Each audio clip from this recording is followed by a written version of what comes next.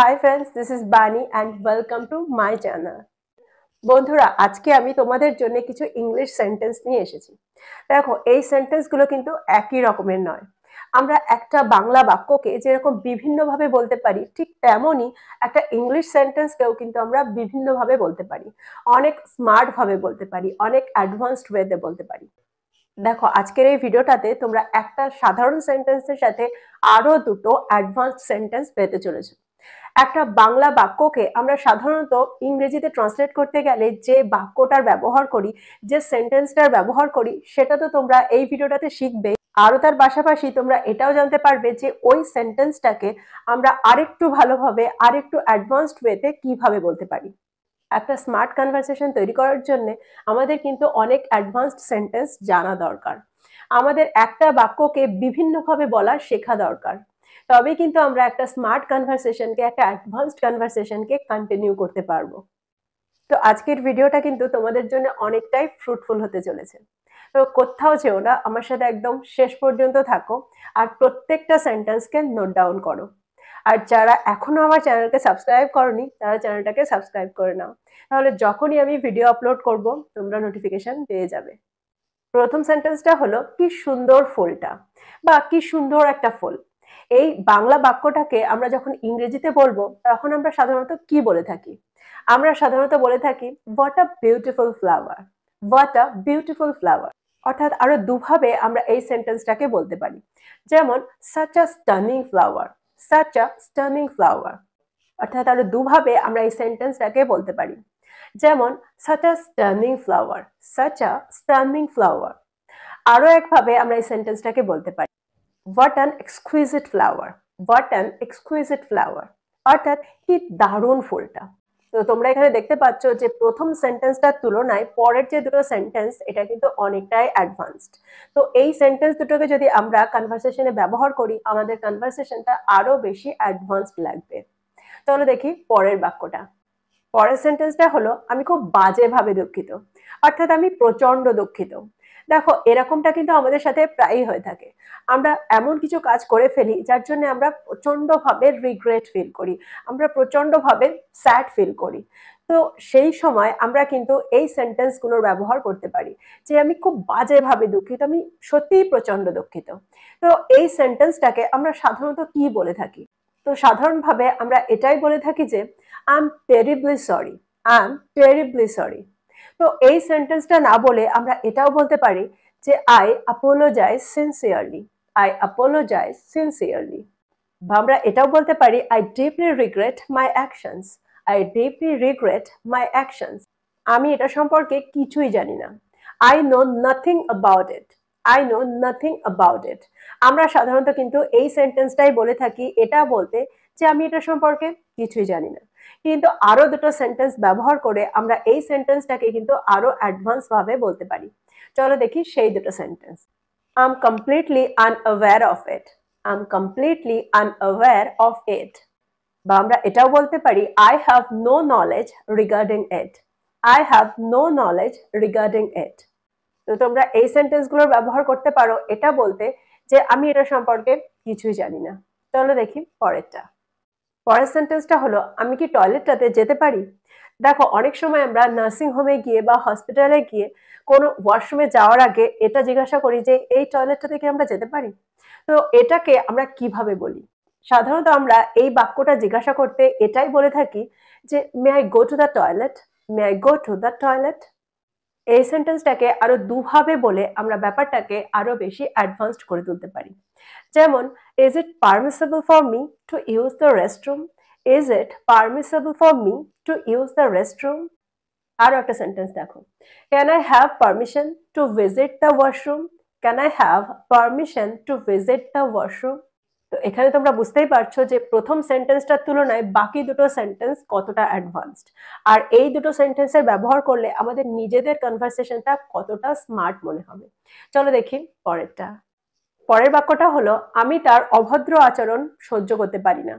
আমরা সাধারণত বাংলার এই কথাটাকে যখন ইংলিশে ট্রান্সলেট করি আমরা বলে থাকি I cannot tolerate his rude behaviour, I cannot tolerate his rude behaviour. কিন্তু এছাড়াও আরো দুভাবে আমরা বলতে পারি যে আমি তার অভদ্র আচরণ সহ্য করতে পারি না।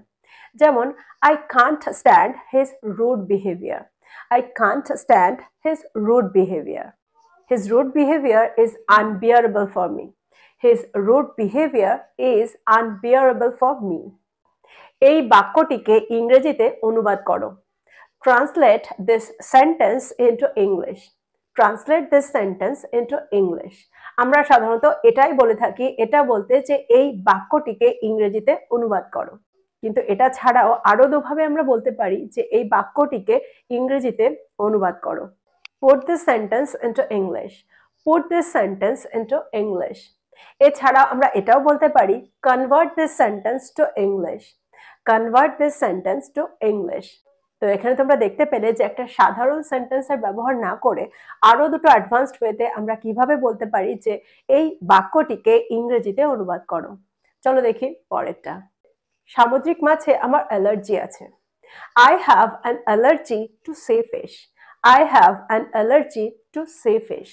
আমরা সাধারণত এটাই বলে থাকি এই বাংলা বাক্যটিকে বলার জন্য। চলো দেখি আরো দুটো sentence. I'm allergic to sea fish. I'm allergic to sea fish. Sea fish causes an allergic reaction for me. Sea fish causes an allergic reaction for me.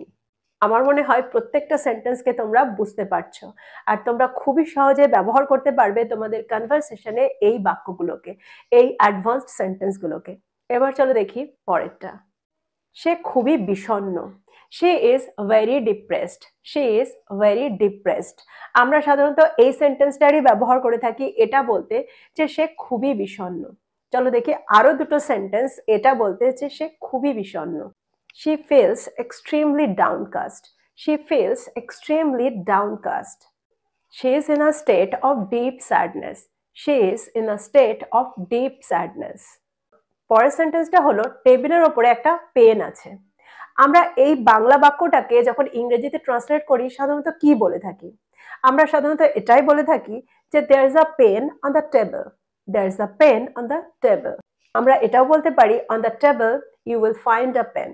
On the table you will find a pen. A pen is present on the table. A pen is present on the table. পরের সেন্টেন্সটা দেখো। এটা সেই বইটা যেটা সম্পর্কে আমি তোমাকে বলেছিলাম। This is the very book that I told you about. This is the very book that I told you about. আমরা কিন্তু সাধারণত এটাই বলে থাকি।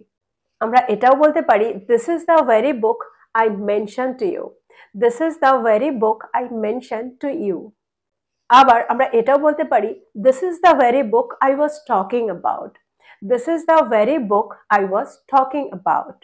তো তোমরা এখানে দেখতে পাচ্ছ যে একই সেন্টেন্সকে আমরা তিন ভাবে কি করে বলতে পারি। প্রত্যেকটা সেন্টেন্সকে কিন্তু খুব ভালো করে শেখো। চলো দেখি পরেরটা। পরেরটা হলো মে মাসে আবহাওয়া সাধারণত গরম থাকে। এই বাক্যটা কিন্তু আমরা প্রায় বলে থাকি আর এই বাক্যটাকে আমরা ইংলিশে ট্রান্সলেট করে বলে থাকি the weather is usually hot in May. The weather is usually hot in May. তো এই সেন্টেন্সটার সাথে সাথে আমরা আরো দুটো সেন্টেন্স শিখবো এটা বলতে যে মে মাসে আবহাওয়াটা গরম থাকে। May typically has hot weather. May typically has hot weather. It's generally hot in May. It's generally hot in May. পরের সেন্টেন্সটা হলো আমার ফোনটা খারাপ হয়ে গেছে। দেখো এই বাক্যটাকে কিন্তু আমরা প্রায় বলে থাকি। তো এই বাক্যটাকে যখন আমরা ইংরেজিতে ট্রান্সলেট করি আমরা সাধারণত বলে থাকি my phone is not working. My phone is not working. কিন্তু আরো দুভাবে আমরা এটা বলতে পারি যে আমার ফোনটা খারাপ হয়ে গেছে। My phone is out of order. My phone is out of order. আবার আমরা এভাবেও বলতে পারি there is something wrong with my phone. There is something wrong with my phone. পরের সেন্টেন্সটা হলো কে আপনার পোষা প্রাণীটির দেখাশোনা করবে। দেখো যখন কেউ ঘুরতে যায় বা অন্য কোথাও কিছুদিনের জন্য যায় তখন তার পোষা প্রাণীটির দেখাশোনা করা দরকার। তো এরকম অর্থে কিন্তু প্রায়ই এই কথাটা হয়ে থাকে যে আপনার এই পোষা প্রাণীটির দেখাশোনা কে করবে। তো এটাকে আমরা ইংরেজিতে কিভাবে বলবো?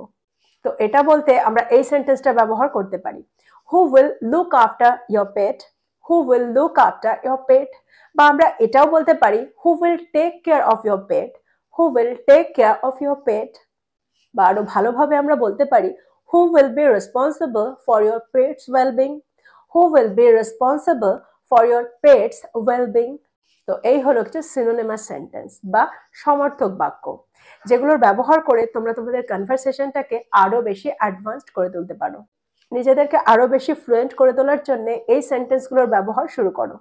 দেখো, ইংরেজি শেখার অর্থ হলো আমরা বিভিন্নভাবে বলতে শিখবো, বিভিন্নভাবে আমরা একই সেন্টেন্সকে বলতে শিখবো। আর যখন কেউ এই সেন্টেন্সগুলোর ব্যবহার করবে, খুবই সহজে আমরা বুঝতেও পারবো। আর আজকের ভিডিওটা ভালো লাগলে লাইক করে দিও, বন্ধুদেরকে শেয়ার করো যারা ইংরেজি শিখছে। So this is all about today. I will be back with another video. Till then, take care. Thank you for watching this video. Bye bye.